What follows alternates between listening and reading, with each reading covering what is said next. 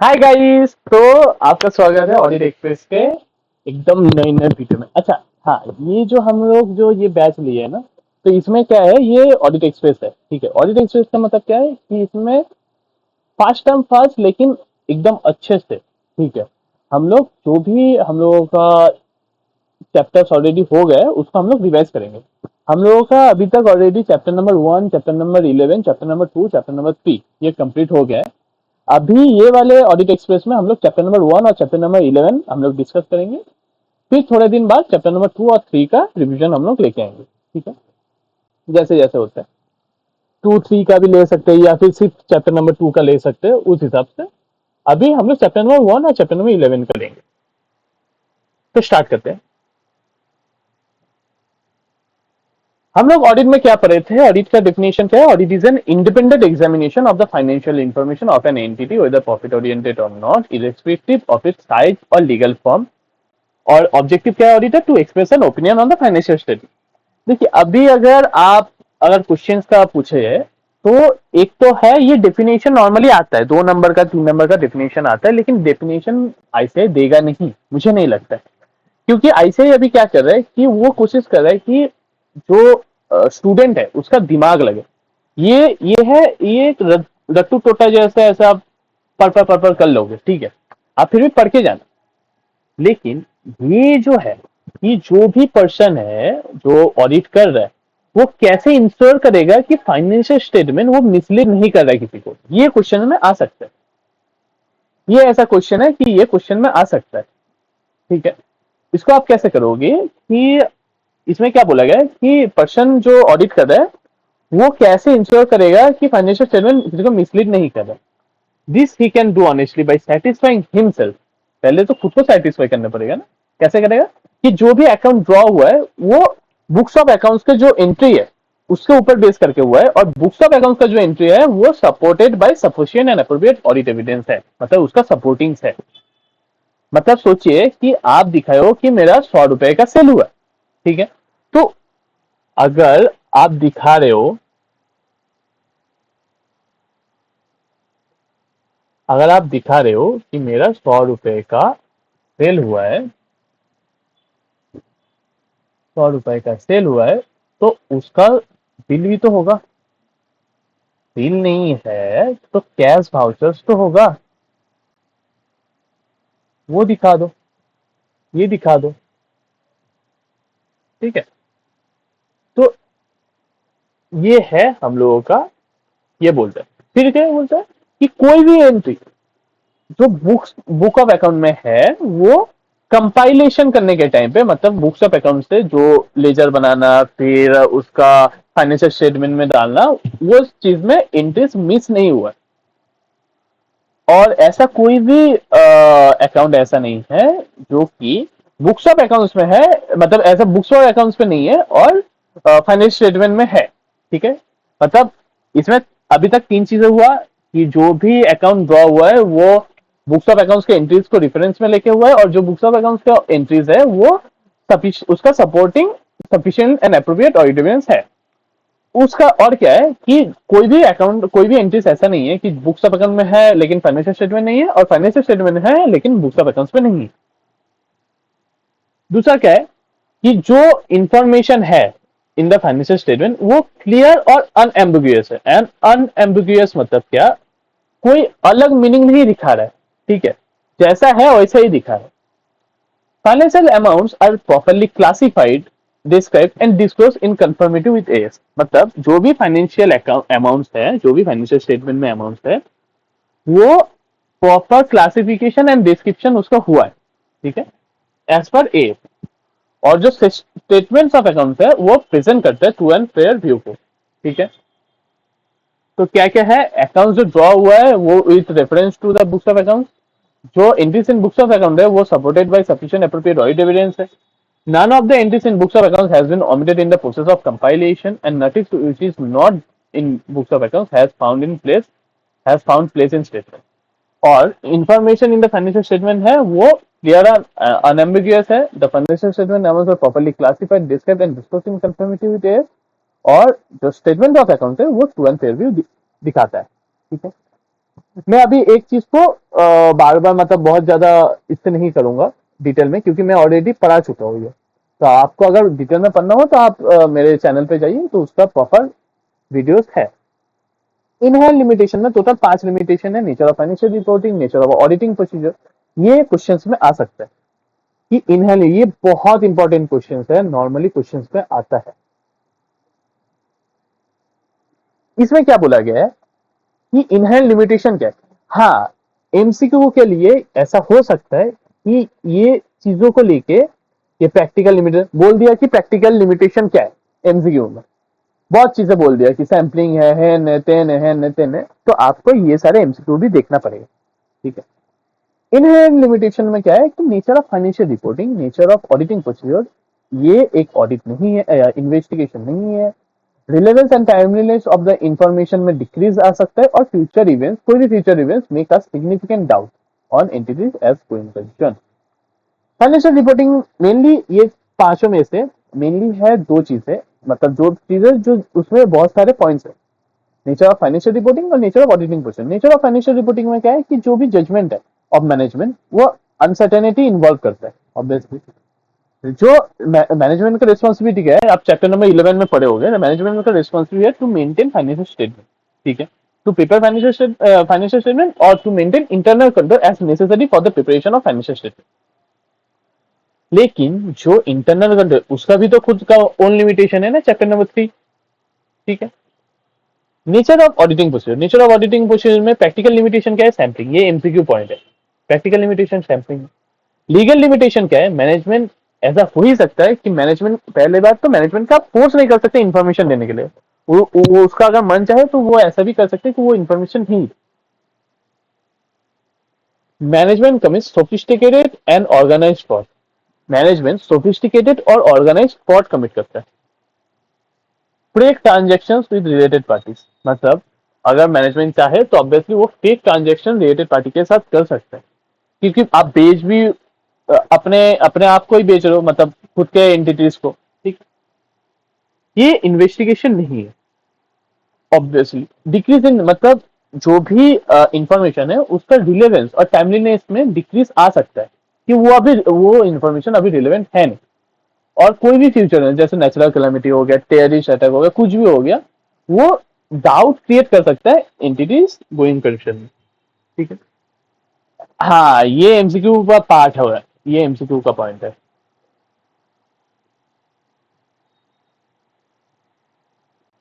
इसमें क्या बोला गया है कि एश्योरेंस एंगेजमेंट टोटल कितने पार्टी है।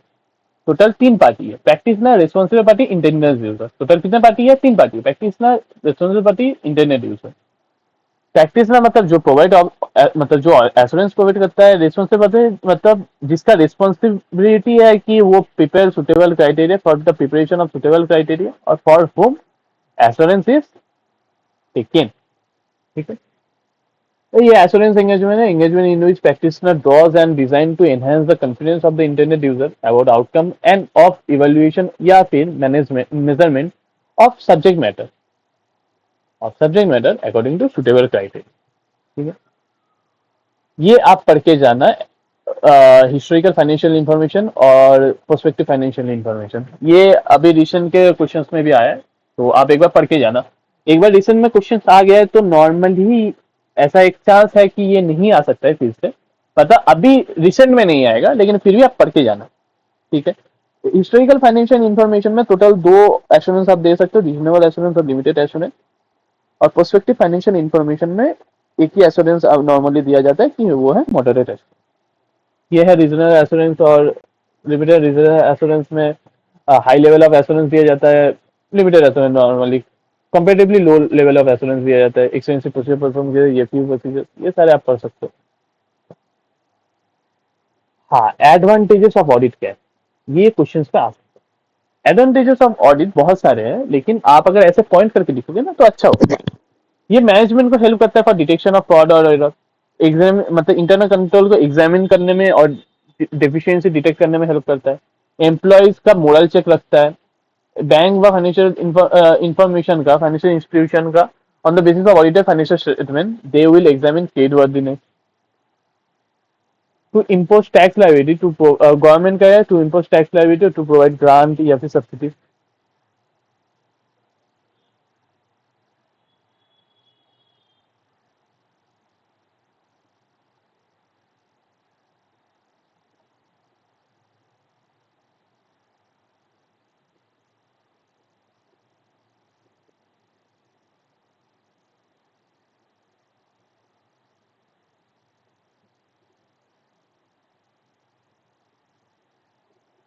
Sorry sorry sorry sorry.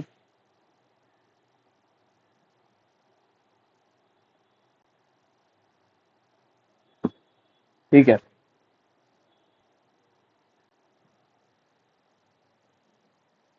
Government का क्या है कि वो टैक्स लाइबिलिटी इम्पोज इम्पोज करना है और ग्रांट या सब्सिडी को प्रोवाइड करने में, ये डिटरमाइन करने में हेल्प करेगा।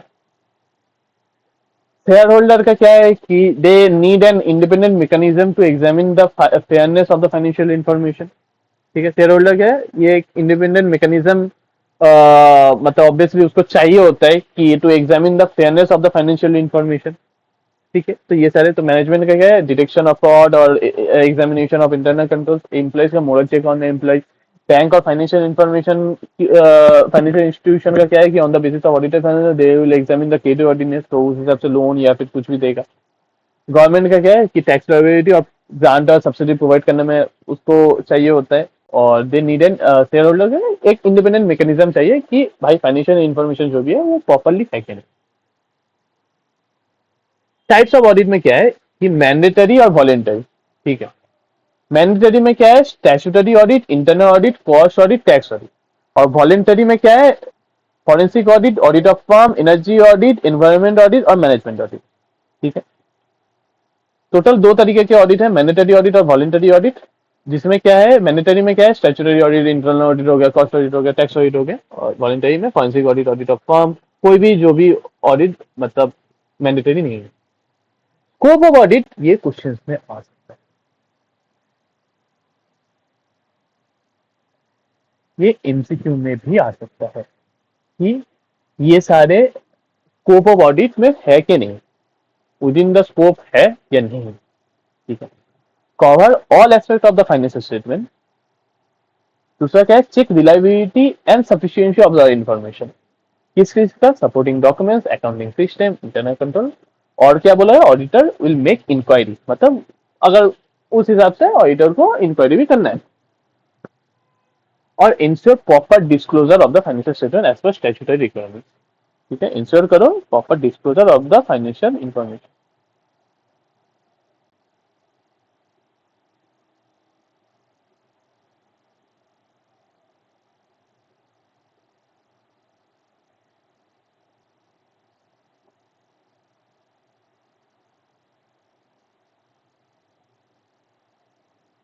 ठीक है, ensure proper disclosure of the financial information as per statutory requirement. ठीक है,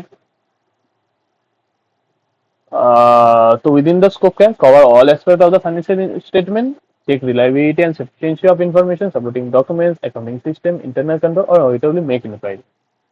और तीसरा क्या है, auditor ensure proper disclosure of the financial information as per the statutory requirement.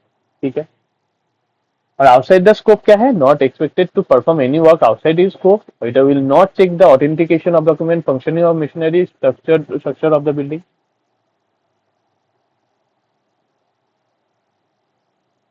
ठीक है, ये हो गया scope of audit. Qualities of audit में ये आ सकते हैं, आप पढ़ के जाओगे। ठीक है, नॉर्मली नहीं, मतलब बहुत कम चांस है, लेकिन फिर भी आप पढ़ के जाओगे, कोई भी चीज छोड़ना नहीं है। क्वालिटीज ऑफ ऑडिटर क्या है, ह्यूमन क्वालिटीज और टेक्निकल क्वालिटीज। ह्यूमन क्वालिटीज में क्या है, integrity, good temper, patience, industry knowledge, judgement. और टेक्निकल क्वालिटीज में क्या है, auditor should have technical knowledge, professional knowledge, industry knowledge of accounting principle in all its branches. ठीक है, अभी ये चैप्टर 11, ये तो हो गया।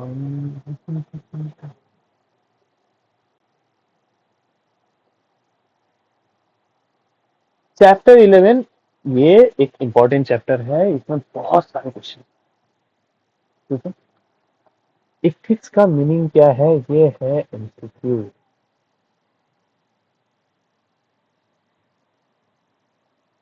अल्टीमेटली पता है, अल्टीमेटली आईसीआई वो सारे क्वेश्चन से पूछेंगे नॉर्मली जिसमें कोई उतना फोकस करता नहीं है। एथिक्स का मीनिंग क्या है, वो इसमें नॉर्मली कोई भी स्टूडेंट उतना फोकस करता ही नहीं। The term ethics means principles which govern a person's behavior or is conducting of an activity। Ethics का मीनिंग क्या है कि moral principles which govern a person behaviour और is conducting of an activity. इसमें दो approaches है, principle based approach और rules based approach. इसमें क्वेश्चन आ सकता है लेकिन एमसीक्यू मुझे नहीं लगता कि आ सकता। प्रिंसिपल अप्रोच क्या है कि अगर आप पढ़ लोगे तो अल्टीमेटली आपका एमसीक्यू भी हो जाएगा और क्वेश्चन भी हो जाएगा। प्रिंसिपल बेस्ड अप्रोच में क्या है कि it requires compliance with spirit of ethics. उसके साथ साथ it require an accountant to exercise professional judgement in every situation based upon their professional knowledge, skills and rule based approach में क्या है, it strictly follows clearly establish rules and regulations. ठीक है, it strictly follows clearly established rules. It may be lead to narrow outlook or it is somewhat rigid and may not be possible to deal with every practical situation। इसमें दो type के approaches है, rules based approach और principal based approach. Principal based approach में क्या बोला गया है, ये स्पिरिट ऑफ एथिक्स को कंप्लाई करता है और ये रिक्वायर करता है एन अकाउंटेंट को कि to exercise professional judgement in every situation based upon their professional knowledge, skill and expertise. Rule based approach क्या बोलता है, strictly follows clearly established rules. It may lead to narrow outlook और it is somewhat rigid and may not be possible to deal with every practical situation. इसमें total मतलब 5 fundamental principles हैं ethics का: integrity, objectivity, professional competence and due care, confidentiality और professional behaviour. एक एक करके समझते हैं। इंटीग्रिटी में क्या है, बोला गया है कि इसमें बोला गया है कि जो भी अकाउंटेंट है उसको स्ट्रेट फॉरवर्ड और ऑनेस्ट होना चाहिए और वो नोइंगली कोई भी ऐसे रिपोर्ट्स और रिटर्न्स में या फिर कम्युनिकेशन में पार्ट नहीं होना चाहिए जिसमें उस अकाउंटेंट को लगता है कि जो रिपोर्ट या फिर इंफॉर्मेशन उसमें है वो मटेरियली फॉल्स या फिर मिसलीडिंग स्टेटमेंट है। ठीक है, इंटीग्रिटी क्या बोलता है, मतलब ये बहुत ज्यादा एमसीक्यू का सब्जेक्ट है। ठीक है, बहुत ज्यादा एमसीक्यू का, इसमें एमसीक्यू भी आ सकता है, एमसीक्यू भी आ सकता है और इंपॉर्टेंट भी है नॉर्मल क्वेश्चन।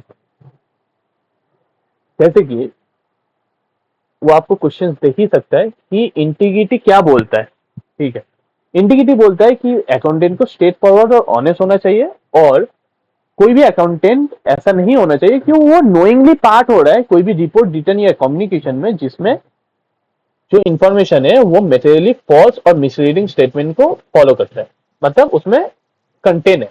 ठीक है, ऑब्जेक्टिविटी क्या बोलता है, ऑब्जेक्टिव बोलता है कि ऑडिटर ये मतलब कॉम्प्रोमाइज नहीं करना चाहिए उसका professional judgement because of bias, conflict of interest और अनड्यू इन्फ्लुएंस ऑफ अदर्स। मतलब कोई भी ऑडिटर को ये कंप्रोमाइज, उसका खुद के प्रोफेशनल जजमेंट को कंप्रोमाइज नहीं करना चाहिए बिकॉज ऑफ बायस या फिर कंफ्लिक्ट ऑफ इंटरेस्ट या फिर अनड्यू इन्फ्लुएंस के लिए। और ये रिक्वायर क्या करता है, ये it require the professional accountant shall not undertake any professional activity if a circumstances or relationships unduly influence the accountant's professional judgment। ठीक है, मतलब ऑब्जेक्टिविटी क्या बोलता है, एक है कि उसका प्रोफेशनल जजमेंट वो हिलना, कंप्रोमाइज नहीं होना चाहिए बायस, कॉन्फ्लिक्ट ऑफ इंटरेस्ट और undue influence of the others के लिए। और ऐसा कोई भी आपको ऑडिट एंगेजमेंट नहीं लेना चाहिए जो कि जिससे आपका प्रोफेशनल जजमेंट या फिर प्रोफेशनल एक्टिविटी वो हर्ट होगा।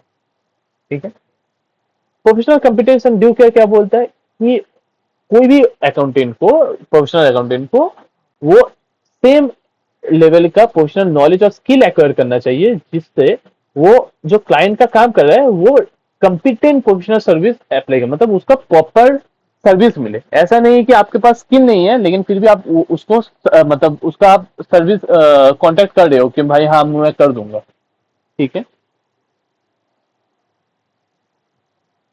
कॉन्फिडेंशियली क्या बोलता है, कॉन्फिडेंशियल बोलता है कि हम लोग एज ए चार्टर्ड अकाउंटेंट, ये बहुत प्रेस्टिजियस बात है, बहुत लाइक इसमें क्या है कि जो भी क्लाइंट है ना वो आंख बंद करके भरोसा करता है कि नहीं भाई मैं इसको कुछ भी बोल सकता हूँ, ठीक है। तो अभी क्या है, ये हम लोगों के ऊपर लाइक रिस्पॉन्सिबिलिटी है कि उसका जो कॉन्फिडेंशियलिटी है, उसका इंफॉर्मेशन का जो कॉन्फिडेंशियलिटी है वो बाहर ना जाए, ठीक है। ये रिक्वायर करता है कि वो कॉन्फिडेंशियलिटी को रिस्पेक्ट करे, मतलब कोई भी इंफॉर्मेशन जो प्रोफेशनल और बिजनेस रिलेशनशिप में आए। It facilitate free flow of information. Obviously आप अगर किसी को नहीं बोलोगे तो नॉर्मली क्या है, ये फ्री फ्लो ऑफ इन्फॉर्मेशन देता है, मतलब उधर से भी कुछ मतलब इन्फॉर्मेशन बहुत सारे आते हैं, ठीक है। अनटिल कॉन्फिडेंशियलिटी ऐसा तो है कि उसको ब्रेक नहीं करना चाहिए, लेकिन फिर भी कुछ कुछ केसेस में उसको ब्रेक कर सकते हैं। कौन से केसेस में?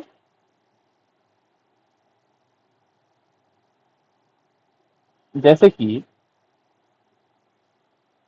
अगर वो रिक्वायर्ड बाय लॉ हो या फिर परमिटेड बाय लॉ, और मतलब एक रिक्वायर्ड बाय लॉ तब तो खत्म ही हो गया भाई, लॉ मांग लिया तो खत्म है।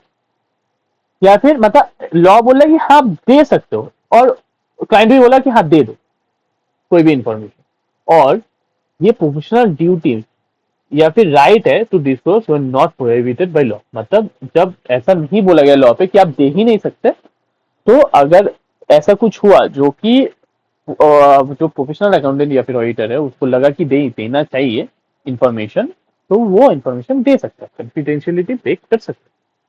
प्रोफेशनल बिहेवियर, प्रोफेशनल बिहेवियर क्या बोलता है, ये बोलता है कोई भी अकाउंटेंट को ये कंप्लाई करना चाहिए with laws and regulation to avoid in conduct, जो कि उसको पता है कि वो जो उसका जो प्रोफेशन है उसको हर्ट कर सकता है या फिर डिसक्रेडिट कर सकता है, मतलब उसके ऊपर दाग लगा सकता है प्रोफेशन के ऊपर। A professional accountant shall not knowingly engage in any employment, occupation, or activity that impair or might impair the integrity, objectivity, or good reputation of the profession. ठीक है। अभी इंडिपेंडेंस में, इंडिपेंडेंस क्या है? इंडिपेंडेंस है कि जो भी जजमेंट है वो सबऑर्डिनेट नहीं है कोई भी पर्सन या फिर किसी का भी डायरेक्शन का, ठीक है। कि लाइक जो भी उसको एम्प्लॉय किया है कुछ भी का, कोई भी पर्सन का वो सबऑर्डिनेट नहीं है। सबऑर्डिनेट मतलब उसके हिसाब से नहीं चल रहा है, दूसरे बंदे के हिसाब से नहीं चल रहा। इसमें दो चीजें हैं, इंडिपेंडेंस ऑफ माइंड है, independence of appearance. Independence of mind मतलब क्या? वो ऐसा माइंड है जो परमिट करता है, मतलब ऐसा ओपिनियन को बनाने में जो विदाउट बीइंग अफेक्टेड, मतलब जो अफेक्टेड नहीं होके with by the influences that compromise professional judgement, ठीक है। allowing an individual to act with integrity and exercise objectivity and professional skepticism। मतलब क्या है कि इंडिपेंडेंस ऑफ माइंड मतलब क्या, आपका माइंड खुला है कि और कोई भी अनबायस्ड ओपिनियन या फिर कोई भी ऐसा इन्फ्लुएंस से इन्फ्लुएंस नहीं हो रहा है कि आपका प्रोफेशनल जजमेंट वो इफेक्ट करे, ठीक है। और आप इंटीग्रिटी, ऑब्जेक्टिविटी और प्रोफेशनल स्केप्टिसिज्म से काम कर सकते। इंडिपेंडेंस ऑफ अपीयरेंस, 2 मिनट में पानी पी लूं। इंडिपेंडेंस ऑफ अपीयरेंस क्या बोलता है कि आप कोई भी ऐसा नहीं होना चाहिए कि the evidence of fact that are so significant, मतलब आप ऐसा कोई भी फैक्ट वो इतना ही सिग्निफिकेंट आप अवॉइड कर दिए हो कि कोई भी एक रीजनेबल पर्सन जिसका नॉलेज है of all relevant information including any safeguards would reasonably conclude, मतलब वो रीजनेबली सोच लेगा कि फर्म या फिर उसके मेंबर का इंटीग्रिटी, ऑब्जेक्टिविटी और प्रोसेस क्रिटिसिज्म कंप्राइज हुए। मतलब आप ऐसा कोई भी मेजर इंफॉर्मेशन आप स्किप किए हो, अवॉइड किए हो बोलना, जो कि उसको देख के कोई भी एक नॉर्मल बंदा जिसका नॉर्मली नॉलेज हो वो रीजनेबली डिटरमाइन कर सकते हैं कि या तो फर्म का या फिर उसके मेंबर्स का इंटीग्रिटी, ऑब्जेक्टिविटी या फिर प्रोसेस क्रिटिसिज्म स्किप हुआ। फेस टू इंडिपेंडेंस ये भी एमसीक्यू का पार्ट है। ये पता है, अभी पता नहीं, मतलब ऐसा है कि मुझे लगता है ना कि बहुत मतलब मुझे लगता है कि अभी आईसीआई क्या करेगा कि वो ये सारे जो बड़े बड़े कॉन्सेप्ट है ना इसको प्रैक्टिकली क्वेश्चंस करेगा। जैसे कि वो सोचिए बोल दिया कि ऑडिटर का अभी पैसा का हालात उतना अच्छा नहीं है, फाइनेंशियली उतना स्टेबल नहीं है, तो वो बोला कि मतलब वो डिपेंडेंट है क्लाइंट के ऑडिट फीस के ऊपर, ठीक है। ये कौन सा थ्रेट हुआ? ये थ्रेट हुआ सेल्फ इंटरेस्ट थ्रेट। फिर ऐसा भी हो सकता है कि ऑडिटर कोई एक क्लाइंट का कुछ वो कुछ बोला और उसको ऐसा प्रमोट किया ऑडिटर कि दूसरे किसी को लगा कि भाई ये तो गलत है, ऑब्जेक्टिविटी कॉम्प्रोमाइज हो रहा है, ठीक है। ये मतलब अनड्यूली इन्फ्लुएंस हो रहा है। ये सारे हैं एडवोकेसी से। तो ये सबको लेके फिर मतलब सोचिए कि बहुत पैसा दे दिया, आप 5 स्टार होटल आप ऑडिट करने गए हो, आपका जो क्लाइंट है वो 5 स्टार होटल में रहने दिया भाई, ये हो गया फैमिली रिलेटेड। ये सारे आपको पता, मतलब ये सारे आपको, ठीक है। आप जब पढ़ोगे ना, अब मैं जैसे पढ़ा रहा हूँ, ठीक है, ये प्रैक्टिकली आपको समझना पड़ेगा। आप अगर क्लास में ही ऐसे पढ़ लोगे ना तो आपको दिक्कत नहीं। सेल्फ इंटरेस्ट टोटल 5 तरीके के थ्रेट है। Self interest threat, advocacy threat, self review threat, familiarity threat और इंटिमिडेशन थ्रेट। मतलब ऐसा बोल दिया कि भाई हम मार देंगे तुमको, या फिर आप अगर ये और मतलब ये ओपिनियन नहीं दो, अगर आप अनक्वालिफाइड अनमोडिफाइड ओपिनियन नहीं दो तो हम आपको दूसरे बार से रखेंगे ही नहीं, ठीक है। तो सेल्फ इंटरेस्ट थ्रेट क्या बोलता है? इट अकर्स व्हेन पार्टनर और associate benefit from financial interest. वो फाइनेंशियल इंटरेस्ट कुछ भी हो सकता है, डायरेक्ट फाइनेंशियल इंटरेस्ट हो सकता है, significant indirect financial information interest हो सकता है, लोन और गारंटी हो सकता है कि आप कंसर्न क्लाइंट से लो या फिर उसको दो, undue dependence on the client fees हो सकता है, क्लोज बिजनेस रिलेशनशिप हो सकता है, पोटेंशियल एम्प्लॉयमेंट हो सकता है और कंटीजेंट फीस, ठीक है। तो क्या क्या हो सकता है इसमें सेल्फ इंटरेस्ट रेट में? आप अगर चैप्टर 11 का पीडीएफ ही पढ़ोगे ना, आप बहुत कुछ समझ पाओगे। मेरा जो हैमिल्टन नोट है ना, आप पढ़ोगे तो बहुत कुछ समझ पाओगे। इसमें क्या है कि डायरेक्ट फाइनेंशियल इंटरेस्ट है, सिग्निफिकेंट इनडायरेक्ट फाइनेंशियल इंटरेस्ट है, लोन और गारंटी है, undue dependence on the client fees है, क्लोज बिजनेस रिलेशनशिप है, पोटेंशियल एम्प्लॉयमेंट है, कंटीजेंट फीस है। सेल्फ रिव्यू टेस्ट क्या बोलता है? इट अकर्स व्हेन मतलब या तो कोई मेंबर और कोई भी डायरेक्टर और सीनियर एम्प्लॉय या फिर कोई भी रिलेटिव, मतलब ऐसा क्या था, वो पहले उस फर्म में था, काम कर रहा था, जो ऑलरेडी वो काम वो ऑडिट के अंदर आता है, ठीक है। It occurs when during a review of any judgment or any conclusion reached in previous audit engagement or non audit engagement, या फिर और a member of the audit team was previously a director or senior employee। अभी non audit engagement मतलब क्या? Management services हो गया, internal audit हो गया, इन्वेस्टमेंट एडवाइजरी हो गया और भी बहुत सारी चीज। और क्या है? It occurs when auditor performs services that are themselves subject matter of the audit। जैसे कि ऑडिट में हम लोग इंटरनल ऑडिट का भी सब बोल लेते हैं, आप चैप्टर नंबर 4 पे पढ़ोगे। एडवोकेसी ट्रेस क्या बोला? अभी जस्ट बोले कि it occurs when auditor promote और परसीव टू प्रोमोट, या तो प्रोमोट करना या फिर दूसरे को लगना कि आप प्रोमोट कर रहे हो a client's opinion to a point where people may believe that objectivity is getting compromised, ठीक है। Familiarity threat क्या है? It occurs when auditor form relationship with the client where they end up being too sympathetic to the client interest, ठीक है। ये बहुत सारे veg में हो सकता है। क्या क्या? close relative of the audit team working in a senior position in the client company, ठीक है।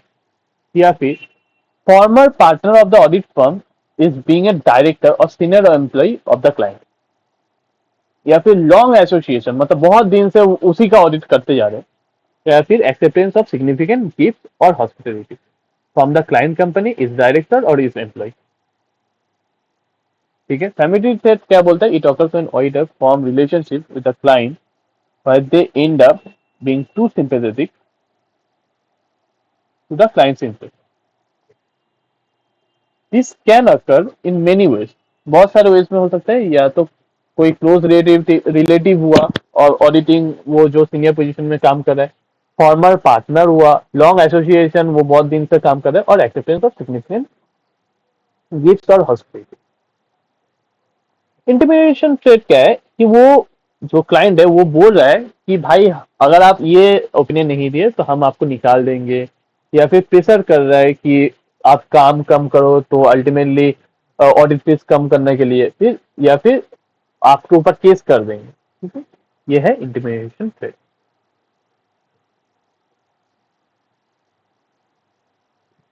अभी हम लोग पढ़ लिए कि भाई थ्रेट ये सारे हैं, ये सारे हैं। अभी उसके उसको उससे हम लोग बचेंगे कैसे? सेफगार्ड्स क्या? सेफगार्ड्स टू इंडिपेंडेंस है कि ऑडिटर को हमेशा जो भी क्लाइंट है उससे इंडिपेंडेंट दिखना चाहिए और रहना भी चाहिए। और ऑडिटर हमेशा इसमें इन्वॉल्व होना, मतलब उस चीज को लेकर ध्यान देना चाहिए, कंसिडर करना चाहिए जो थ्रेट टू इंडिपेंडेंस इन्वॉल्व करता है।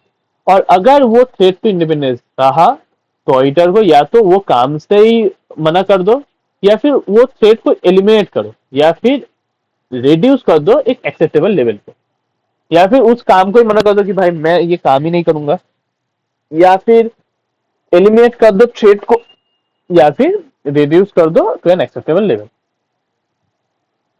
If the auditor is unable to fully implement credible and adequate safeguards, then he must not accept the work. ठीक है? If the auditor is unable to fully implement credible and adequate safeguards, then he must not accept the work. Professional scepticism क्या बोलता है? Professional scepticism बोलता है कि आपको alert रहना पड़ेगा। किस चीज को लेके? Audit evidence that contradict other audit evidence. वो इंफॉर्मेशन जो reliability of documents and responses to inquiries को मतलब खिला सकता है। ठीक है, वो उसके ऊपर क्वेश्चन ला सकता है कि जो भी आप डॉक्यूमेंट्स या फिर इंफॉर्मेशन दिए हो ऑडिट एविडेंस का, तो उसका उसके ऊपर ही कि ऑडिट एविडेंस प्रॉपर है कि नहीं, कि उसमें उसमें आप रिलाई कर सकते हो कि नहीं। ठीक है, condition that may indicate possible fraud, मतलब आप वो सारे कंडीशन से भी अलर्ट होने के लिए कि जो पॉसिबल फ्रॉड को इंडिकेट करता है। Circumstances that suggest the need for audit process in addition to those required by SSC, मतलब उसमें क्या चीज को लेके अलर्ट हो सकता है, या मतलब एक है audit evidence that contradicts other audit evidence, information जो क्वेश्चंस लाता है reliability of the documents and responses to inquiries, condition that may indicate possible fraud, और circumstances that suggest the need for audit process in addition to those required by the standard। अभी ये जो मतलब बोल रहा है कि आपको प्रोफेशनल स्केप्टिसिज्म मेंटेन करना पड़ेगा थ्रू आउट द ऑडिट। तो इसका फायदा क्या है? ये मतलब रिस्क को कम करेगा। कौन से रिस्क को? Overlooking unusual circumstances, over generalising when drawing conclusion, और using inappropriate assumption in determining nature, timing and extent of audit process and evaluating the result thereof।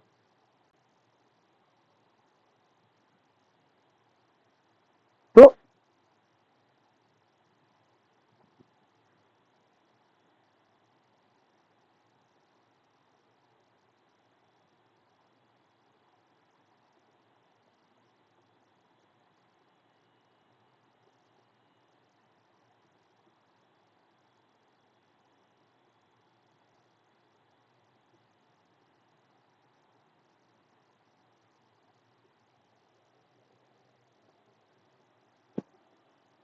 Maintaining professional scepticism through out the audit is necessary. ठीक है, अभी क्या है कि if the auditor is reduce the risk of overlooking, मतलब ये जो professional scepticism है उसमें क्या है कि वो क्या करता है, ऑडिटर को हेल्प करता है to reduce the risk of overlooking unusual circumstances, overgeneralizing when drawing conclusion from audit observation, or using inappropriate assumption in determining NT of audit procedure and evaluating the result।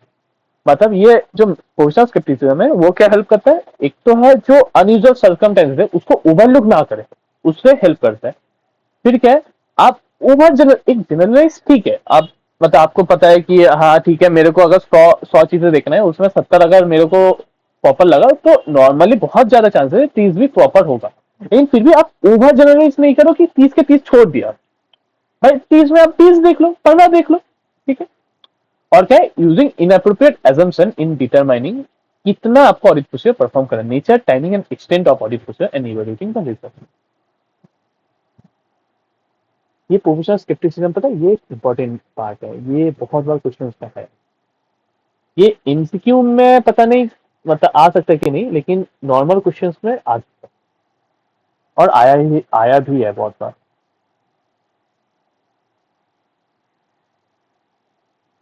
अभी हम लोगों का एक एक करके सारे स्टैंडर्ड्स पढ़ेंगे।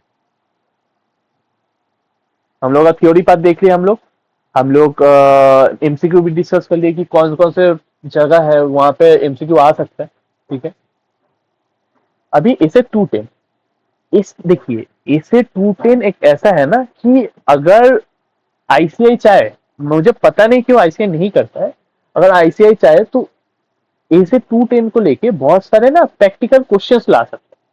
ठीक है, इसे 210 क्या बोलता है, टर्म्स ऑफ ऑडिट एंगेजमेंट के बारे में। इसे 210 का ऑब्जेक्टिव है कि establishing the whether the pre condition for an auditor present और confirming that there is a common understanding between the auditor and the management. Pre conditions क्या है कि प्री कंडीशंस आप मतलब ऐसा डिफाइन कर सकते हो कि use by management of an acceptable FRF इन एफआरएफ मतलब financial reporting framework in the preparation of financial statement and the agreement of management to the premise on which audit is conducted. इसको pre condition को establish करने के लिए auditor क्या करेगा, auditor पहले तो डिटरमाइन करेगा कि जो फाइनेंशियल रिपोर्टिंग फ्रेमवर्क है वो एक्सेप्टेबल है क्या। ऑडिटर डिटरमाइन करा, उसके बाद करेगा कि ऑडिटर एक मैनेजमेंट से एग्रीमेंट लेगा, जिस एग्रीमेंट में लिखा होगा कि वो एक्नॉलेज करता है और अंडरस्टैंड करता है इट्स रेस्पॉन्सिबिलिटी। ठीक है, अभी समझ में आया कि वो एग्रीमेंट लेगा। अभी रिस्पॉन्सिबिलिटी और उसका क्या है, मैनेजमेंट रिस्पॉन्सिबिलिटी क्या है, for the preparation of financial statement in accordance with applicable FRF financial reporting framework for such internal control as management may consider as necessary to enable the preparation of the financial statement. और क्या है, to provide the auditor with access to all the information additional information that the auditor may request from the management और unrestricted access to person within the entity. मतलब auditor को क्या क्या देना पड़ेगा, एक तो एक्सेस टू ऑल इंफॉर्मेशन देना पड़ेगा, additional information that the auditor is auditor may request from the management और unrestricted access to person within the entity.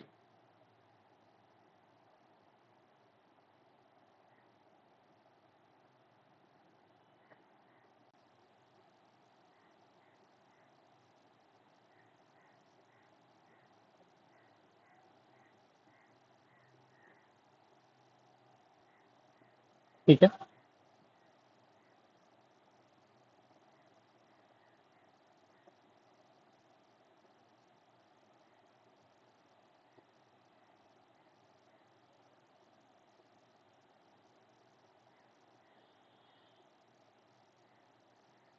हाँ सॉरी थोड़ा थोड़ा बीच बीच में। हाँ, अभी एग्रीमेंट में क्या है, एग्रीमेंट में कुछ चीजें क्या क्या इंक्लूड होता है वो एग्रीमेंट में। Audit is a matter of contract, obviously ये कॉन्ट्रैक्ट है बिटवीन ऑडिटर और क्लाइंट। ठीक है, तो एग्रीमेंट में क्या चीजें इंक्लूड होता है, objective and scope of the auditor, audit of the financial statement, responsibility of the auditor, responsibility of the management जो आप ऑलरेडी पढ़ चुके हो, identification of the applicable financial reporting framework और reference to the expected form and content of any report to be issued by the auditor and a statement कि जो भी expected form and content वो change हो। ठीक है, अभी reasonable justification क्या हो सकता है, एक from the entity to change the terms of audit. एक है कि सर्कमटेंसेस से चेंज हो गया, दूसरा है कि मैनेजमेंट के पास दूसरा एक ओपिनियन है, मैनेजमेंट मतलब मैनेजमेंट ये सोचता है कि ऑडिटर जो भी टर्म्स थे वो मिसअंडरस्टूड किया। ठीक है, वो हो ही सकता है, मतलब जो भी टर्म्स है वो ऑडिटर समझने में गलती किया। और क्या है, restriction on scope of audit, auditor मतलब ऑडिटर का जो स्कोप था उसमें रिस्ट्रिक्ट करने के लिए। अभी कौन कौन से फैक्टर्स है जो ऑडिट मतलब जो ये अप्रोप्रिएट कर सकता है, या तो रिवाइज मतलब सोचिए कि बहुत दिन से ऑडिट चल रहा है। ठीक है, रिकरिंग आपका ऑडिट चल रहा है बहुत दिन से, तो हर बार तो एक नया एग्रीमेंट तो नहीं बनाओगे ना भाई, अल्टीमेटली तो काम तो सेम ही है। लेकिन कुछ कुछ टाइम पे ऐसा हो सकता है कि आपको नया एग्रीमेंट बनाना पड़े। ऐसा कौन कौन से टाइम पे फैक्टर्स, जो कौन कौन से टाइम फैक्टर्स क्या है कि वो अप्रोप्रिएट करता है to revise the terms of और टू रिमाइंड द एंटिटी। ये एक एमसीक्यू और क्वेश्चन दोनों का पॉइंट है। रीजनल जस्टिफिकेशन एमसीक्यू का पॉइंट था कि उसमें एक एमसीक्यू आ सकता है,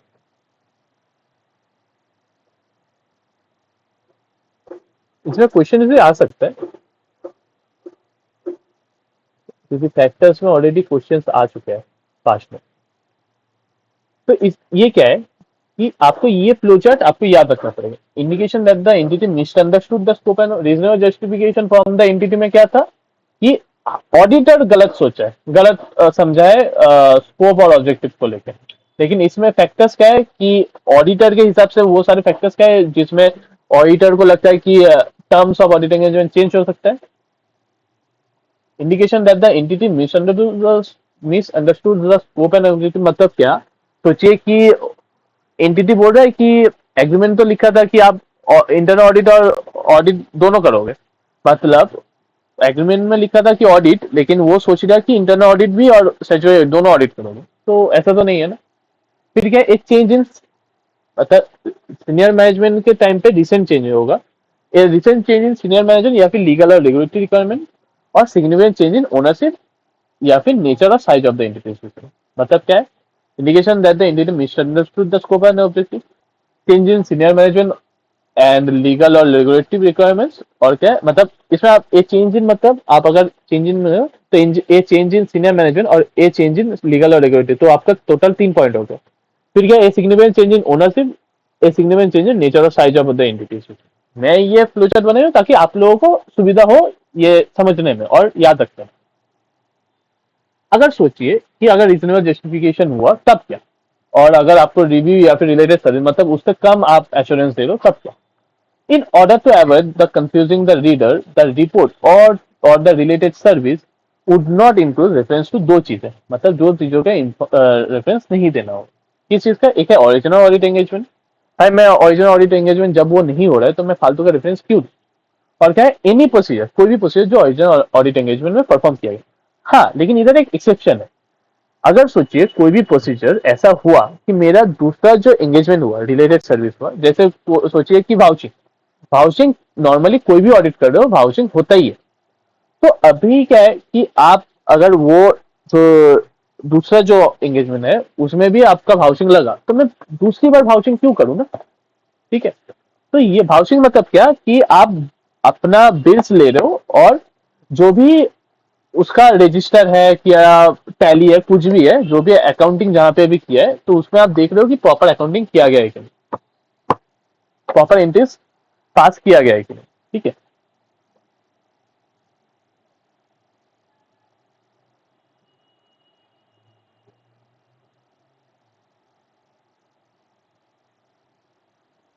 दूसरा क्या है, in case of non agreement to change in terms and lack of permission from management to continue original audit engagement, withdraw from the engagement.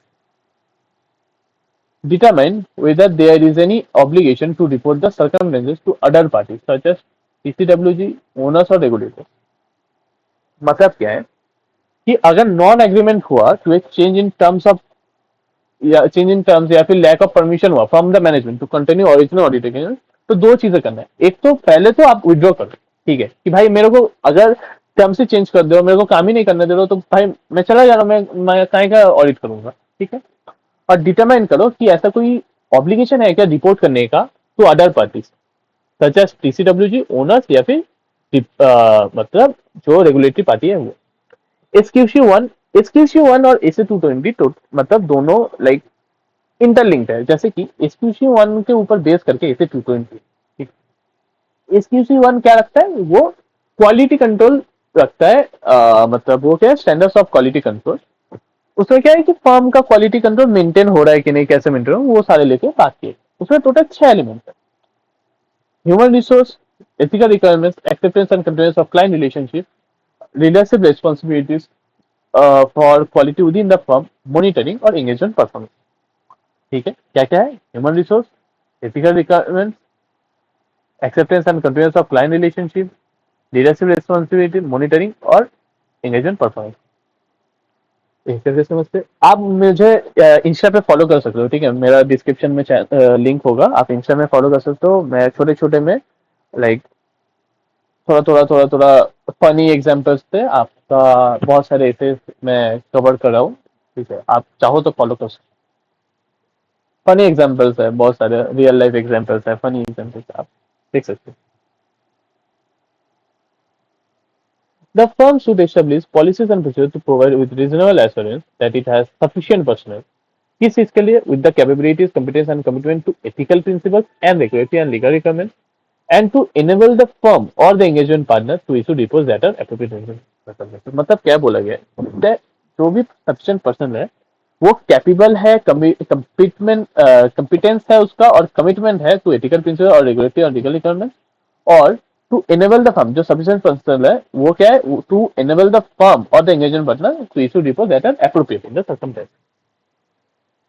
Policies obviously human resource policies और प्रोसीजर वो मतलब बहुत सारे इश्यूज को भी, HR issues को भी include करेगा, जैसे कि ट्रेनिंग हो गया, रिक्रूटमेंट हो गया, कंपनसेशन हो गया, ये सारे। एथिकल रिक्वायरमेंट में क्या बोला गया है कि जो भी फर्म होगा उसको एक पॉलिसीज एंड प्रोसीजर एस्टेब्लिश करना पड़ेगा प्रोवाइड विद रीजनेबल।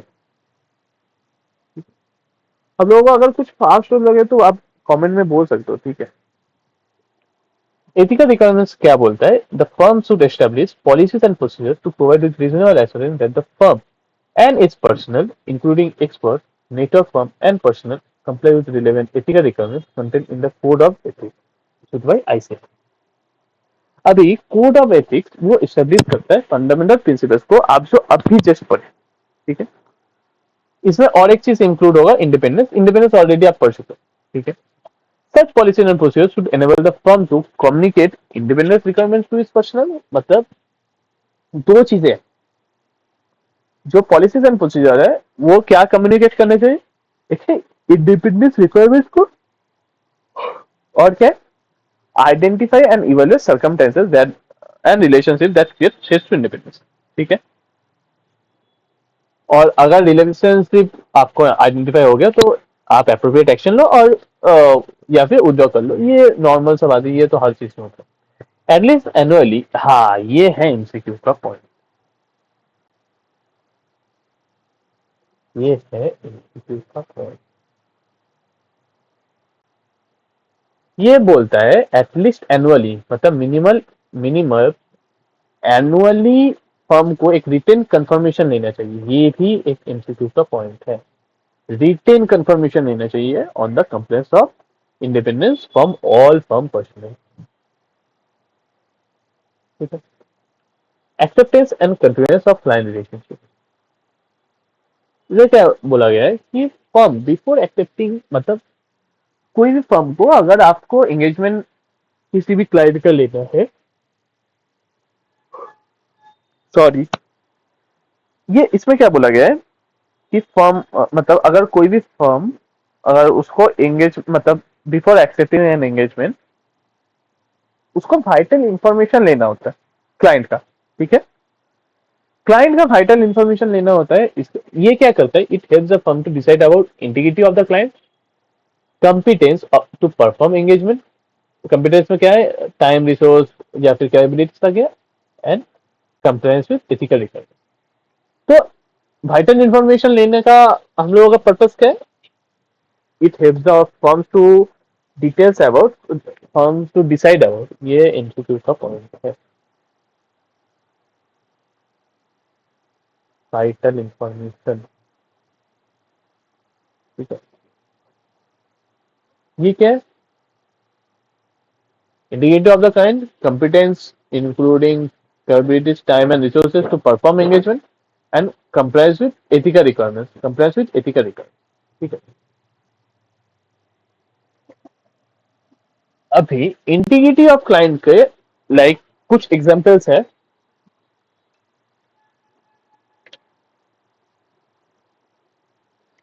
वो सारे एग्जांपल्स अभी हम लोग एक एक करके देखेंगे। इसमें क्या है, मैं ना ये बाइफरकेट किया हूँ कुछ एग्जांपल्स को लेके, जो कि मतलब एक है कि ये ब्रॉड व्यू में है, ठीक है। इसमें ना क्लाइंट है या फिर क्लाइंट का ओनर नहीं है, ये दोनों में क्लाइंट के ओनर्स है, और इसमें क्या है? क्लाइंट्स है, ठीक है।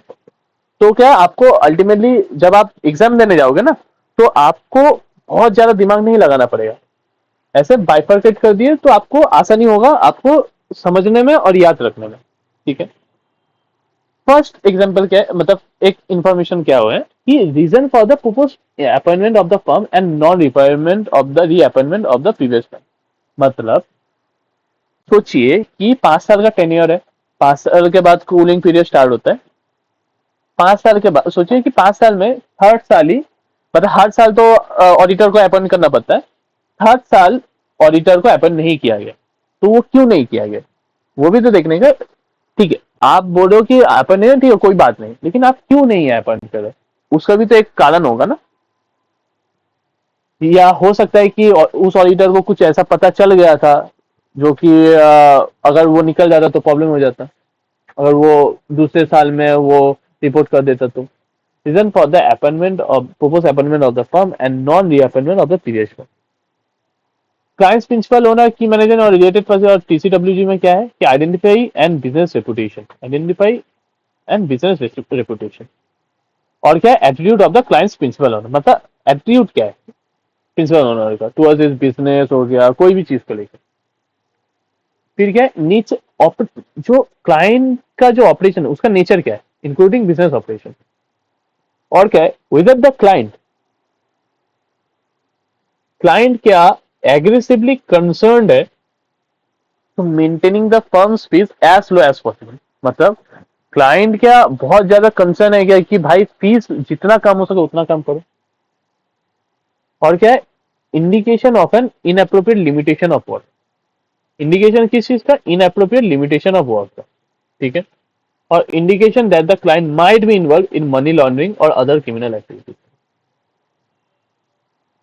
ठीक है, इसमें क्या है, इसमें क्या क्या बोला है, एक तो नेचर देखो, whether the client aggressively concerned with maintaining firm space as low as possible, indication of an inappropriate limitation of work, indication that the client might be involved in money laundering or other criminal activities.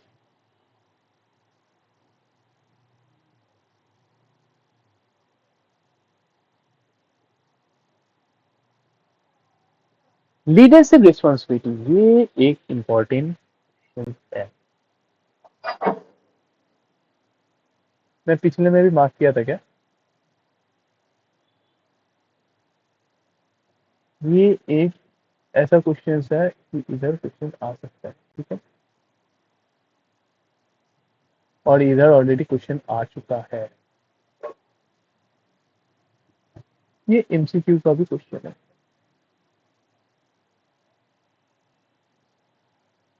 इसमें क्या बोला है कि जो भी firm should establish to promote internal culture, मतलब internal culture को promote करना होगा based on the recognition that quality is essential, quality essential है इन परफॉर्मिंग एंगेजमेंट। ये क्या रिकॉर्ड करता है, द फर्म सीईओ, ये एक एमसीक्यू पॉइंट है कि किसको, द फर्म सीईओ और managing partner to assume ultimate responsibility for the firm system of quality control. किसको अल्टीमेट रिस्पॉन्सिबिलिटी लेना होगा, फर्म सीईओ और मैनेजिंग पार्टनर को। ठीक है, example state by the firm's leadership encourages an inner culture that recognizes high quality of audit work।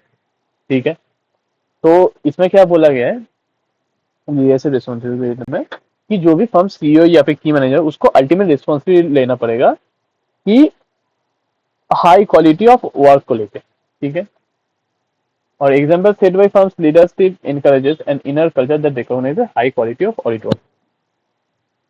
Monitoring में क्या बोला है कि मॉनिटरिंग में हर एक फर्म का एक प्रॉपर सिस्टम एंड प्रोसीजर होना चाहिए जिसमें मॉनिटरिंग हो, और उसका जो मतलब such procedure should include an ongoing consideration and evaluation firm system of quality control. ठीक है, including a periodic inspection of a selection of completed engagement, मतलब जो भी कंप्लीटेड एंगेजमेंट है उसका पीरियडिक इंस्पेक्शन भी इंक्लूड होना चाहिए ये पॉलिसीज एंड प्रोसीजर में। ठीक है,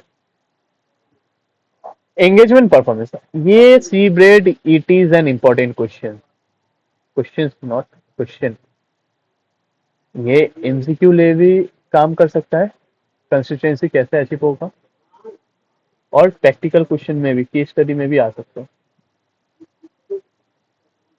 ठीक है, इसमें क्या बोला गया है कि जो भी एंगेजमेंट परफॉर्मेंस हो रहा है उसमें कंसिस्टेंसी कैसे आएगा, कंसिस्टेंसी आएगा सी ब्रेड से। सी ब्रेड मतलब क्या, complying with engagement standards, briefing of engagement team of their objectives, reviewing performance of work, engagement supervision and training, documenting the work perform. इसमें क्या बोला गया है कि consistency in quality of engagement performance कैसे आता है, सी ब्रेड आता है। सी ब्रेड मतलब क्या? Complying with engagement standards, briefing of engagement team of their objectives, reviewing performance of work, engagement supervision and training and documenting the work performance. ठीक है, तो क्या क्या कंसिस्टेंसी क्या है? एक है comply with engagement standard, briefing of engagement team of their objectives, reviewing performance of work, engagement supervision and training and documenting the work. Concentration, देखिए अभी इसमें क्या बोला गया है कि कोई भी अगर कुछ पूछ ले तो वो छोटा नहीं होता। अल्टीमेटली हम लोगों का मेन ऑब्जेक्टिव क्या है कि क्वालिटी ऑफ ऑडिट वर्क को हाई रखना। ठीक है, जितना ज्यादा हाई हो सके। अगर उसमें मुझे डिफिकल्ट अगर कुछ चीज लगा, उसमें अगर कंसल्टेशन लेना पड़े तो लो, उससे क्या है, क्वालिटी बढ़ेगा ऑडिट का। ठीक है, इसमें क्या बोला है, consultation should place in difficult और कन्विंशियस method pertaining to an engagement. Consultation include discussion at appropriate level with individual or even outside the firm to resolve difficult or contentious। इसमें कुछ चीजें एसपीसी वन का मैं इसे 220 में पढ़ाया हूँ, ये एंगेजमेंट परफॉर्मेंस को लेके, तो क्या उसमें आप रिलेट कर पाओगे प्रॉपरली। इसे 220, इसे 220 में भी टोटल 6 एलिमेंट्स है। अल्टीमेटली थोड़ा थोड़ा ही चेंज है, जैसे leadership responsibility of the quality on audit, ठीक है, ऑफ द फर्म था, इधर ऑडिट। रिलेवेंट एथिकल रिक्वायरमेंट्स है, acceptance and control of kind initiative and उधर स्पेसिफिक एंगेजमेंट था, इधर ऑडिट एंगेजमेंट को लेकर, बस ऑडिट एंगेजमेंट को। क्योंकि फर्म बहुत सारे एंगेजमेंट करता है, लेकिन पार्टनर तो ऑब्वियसली सिर्फ एक ही करेगा, audit engagement. Assignment of the engagement team, monitoring और एंगेजमेंट पार्टनर, इसे 220 बस ऑडिट को लेकर, ऑडिट एंगेजमेंट को लेकर। ठीक है, लीडरशिप रिस्पॉन्सिबिलिटी में क्या है कि एक्शंस ऑफ द, ये ऑलरेडी क्वेश्चंस में आया है और ये आ भी सकता है, it is an important question. पता है, मैं इसीलिए ना हर हर कॉन्सेप्ट को ना, मतलब ऐसा नहीं है कि मैं छोड़ के गया हूँ या फिर लाइक, ये एमसीक्यू में आ सकता है लेकिन एमसीक्यू में मतलब थोड़ा चांसेस कम है। फिर भी आप अल्टीमेटली ये पढ़ लोगे तो आपको एमसीक्यू भी रेडी हो ही जाएगा। फिर भी इसमें क्या बोला गया है कि जो भी एंगेजमेंट पार्टनर्स का एक्शंस है या फिर वो जो मैसेजेस अपने अदर मेंबर्स को दे रहे हैं, उसमें क्या होना चाहिए, वो एम्फसाइज करना चाहिए दो चीजों के लिए। एक है importance to audit quality of performing work that complies with professional standards and regulatory or legal requirements, complying with the firm's quality control policies and procedures, issuing auditor report that are appropriate in the circumstances, and engagement team's ability to raise concerns without fear of reprisal। और क्या है, the fact that quality is essential in performing audit engagement.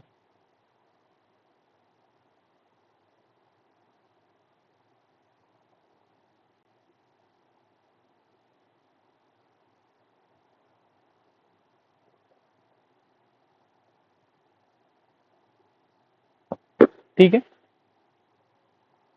तो importance किस चीज को लेके, एक है मतलब ऐसा वर्क परफॉर्म करो कि भाई वो प्रोफेशनल और रेगुलेटरी जो भी रिक्वायरमेंट्स है वो सारे फुलफिल करे, उसके साथ कंप्लाई करे। फर्म का जो quality control policies and procedure है उसको कंप्लाई करे। जो ऑडिट रिपोर्ट आप इशू करो वो अप्रोप्रिएट होना चाहिए, और engagement team's ability to raise concern without fear of reprisal, without fear of reprisal. ठीक है, और क्या है, और दूसरा क्या है, fact that quality is essential in performing audit engagement.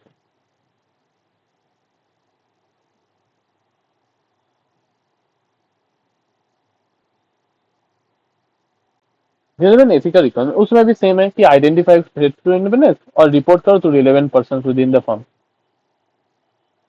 और टेक अप्रोप्रिएट एक्शन। वो अप्रोप्रिएट एक्शन क्या क्या है, एलिमिनेट सच एक्टिविटी और इंटरेस्ट दैट केस स्टेट और withdrawing from the audit engagement. ठीक है, acceptance and controls of client relationship, उसमें ये भी सेम है। ठीक है, मतलब वो इंटीग्रिटी, फिर कॉम्पिटेंट पर्सन होना चाहिए और फिर एथिकल रिक्वायरमेंट्स को फुलफिल करना चाहिए। Assignment of the engagement team, इसमें क्या बोला है, it should be ensured by engagement partner that engagement team and any auditor's expert collectively have the competence capabilities to perform the engagement। Engagement performance, ये एक चीज है जो कि आपको अच्छे से करना है।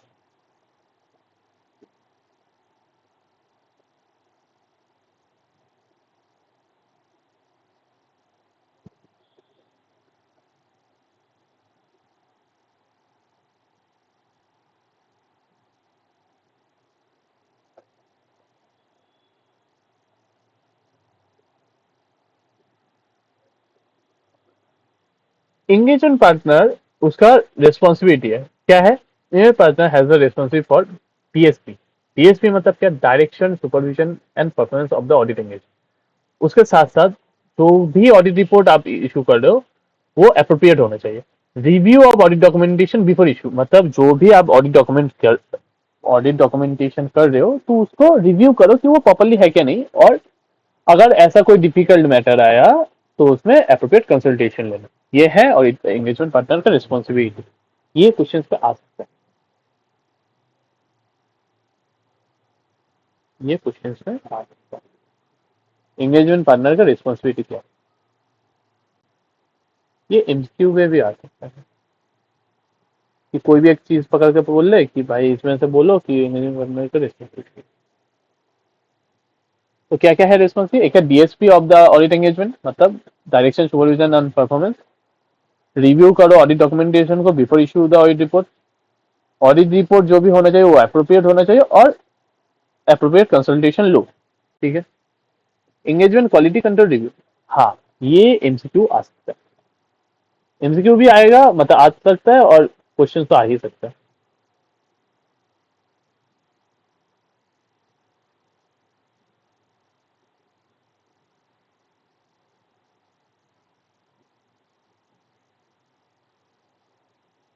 ठीक है। It is mandatory for all audits of financial statement of listed entity. ठीक है, ये मैंडेटरी है, ये आपको याद रखना पड़ेगा। इट इज मैंडेटरी, मतलब एंगेजमेंट क्वालिटी कंट्रोल रिव्यू ये मैंडेटरी है। और क्या है? Significant judgment made in engagement, वो रिव्यू करते हैं एंगेजमेंट क्वालिटी कंट्रोल रिव्यू। मतलब जो भी सिग्निफिकेंट जजमेंट है जो ऑडिटर ने बना लिया है उसको रिव्यू करता है engagement quality control review. If the firm has determined an engagement quality control review is required, मतलब अगर फर्म को लगा कि engagement quality control review required है तो क्या engagement partner style, engagement partner को क्या करना पड़ेगा? एक तो डिटरमाइन करो कि engagement quality control review appoint हुआ है, मतलब ये पक्का करो कि भाई जो एंगेजमेंट क्वालिटी कंट्रोल रिव्यूअर है वो अपॉइंट हुआ है। फिर क्या है? Discuss significant matters arising during the audit engagement और एंगेजमेंट क्वालिटी कंट्रोल रिव्यू, मतलब डिस्कस करो significant matters arising audit engagement और एंगेजमेंट क्वालिटी कंट्रोल रिव्यू, और not date the auditor's report until the completion of the engagement quality control review. मतलब क्या है? एक तो है आपको डिटरमाइन एंगेजमेंट पार्टनर की रिस्पॉन्सिबिलिटी क्या हुआ, मतलब एंगेजमेंट पार्टनर का रिस्पॉन्सिबिलिटी नहीं, एंगेजमेंट पार्टनर को करना है, क्या करना है? एक है कि डिटरमाइन करो कि एंगेजमेंट क्वालिटी कंट्रोल रिव्यूअर वो अपॉइंट तो हुआ है। फिर करो उसके साथ सिग्निफिकेंट मैटर्स डिस्कस करना, जो सिग्निफिकेंट मैटर ऑडिट एंगेजमेंट के दौरान भी हुआ है और एंगेजमेंट क्वालिटी कंट्रोल रिव्यू, मतलब कोई भी और है, ठीक है, एंड नहीं है। और जो भी ऑडिटर रिपोर्ट है उसको आप ऑब्वियसली अगर क्वालिटी कंट्रोल रिव्यू कंप्लीट नहीं हुआ है उसके पहले आप डेट दे नहीं सकते। इफ डिफरेंस ऑफ ओपिनियन अगर निकला तो एंगेजमेंट टीम को फर्म्स के जो भी प्रोसीजर्स और जो भी पॉलिसी है रिगार्डिंग डिफरेंस ऑफ ओपिनियन उसको आपको फॉलो करना पड़ेगा। और ये है मॉनिटरिंग। मॉनिटरिंग में भी मतलब कुछ हद तक वो सेम ही है, कुछ हद तक मॉनिटरिंग सेम ही है। उसमें क्या बोले? An effective system of quality control includes an monitoring process designed to provide with reasonable assurance that its policies and procedures relating to the system of quality control are relevant, accurate और operating effective. Monitoring में क्या बोला है कि effective system of quality control includes a monitoring process designed to provide with reasonable assurance that its policies and procedures sorry, relating to the system of quality control are relevant, adequate और operating effective. Agreement partner को क्या document करना चाहिए? एक है issues identified with respect to the compliance with relevant ethical requirements and how they are resolved. Conclusion on compliance with independence requirements. Conclusion is regarding the acceptance and controls of client relationship and audit engagement and nature and scope of conclusion resulting from consultation undertaken. मतलब क्या engagement partner को क्या document करना चाहिए? If issues identified with respect to the compliance with relevant and ethical requirement, और वो जो issue है वो रिजॉल्व कैसे होगा, ठीक है? आपका जो कंप्लाइंस विद इंडिपेंडेंस रिक्वायरमेंट उसको लेके कंक्लूजन आपका क्या है कि वो कंप्लाई कर रहा है कि नहीं कर रहा है। फिर क्या है? Acceptance and continuance of client relationship and audit engagement लिखे, उसका कंक्लूजन क्या है? और क्या है? Nature and scope of and conclusion resulting from consultation undertaken. तो कंक्लूजन तो तीन चीजों का लेके, एक है इंडिपेंडेंस रिक्वायरमेंट, एक है acceptance of and continuous of client relationship and audit engagement, दूसरा क्या है? Nature and scope of and conclusion resulting from consultation undertaken. और क्या है? जो भी इशू आइडेंटिफाई हुआ है with respect to relevant ethical requirement and वो जो इशू है वो कैसे रिजॉल्व हुआ है, ठीक है?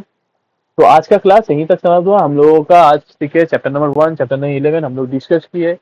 डिस्कस उसके साथ साथ हम लोग उसको ये भी देखे कि कौन कौन से जगह पे क्वेश्चंस आ सकता है, कौन कौन से मेन पार्ट है, और एमसीक्यू के पार्ट भी इसमें। और आप लोगों का अगर कोई भी डाउट हो, कुछ भी हो, आप मेरे टेलीग्राम चैनल पे फॉलो करना नहीं भूलिएगा, और मेरा इंस्टा पे भी फॉलो करना नहीं भूलिएगा। इंस्टा पे मैं थोड़ा बहुत करके लगभग हर दिन मैं कोशिश करता हूँ जितना हो सके कि मैं स्टैंडर्ड्स को लेके, ऑडिट के डिफरेंट कंसेप्ट को लेके एक प्रैक्टिकल एग्जाम्पल के साथ समझाने का कोशिश करो, तो आप लोगों को ज्यादा अच्छे से समझ में पाए, ठीक है?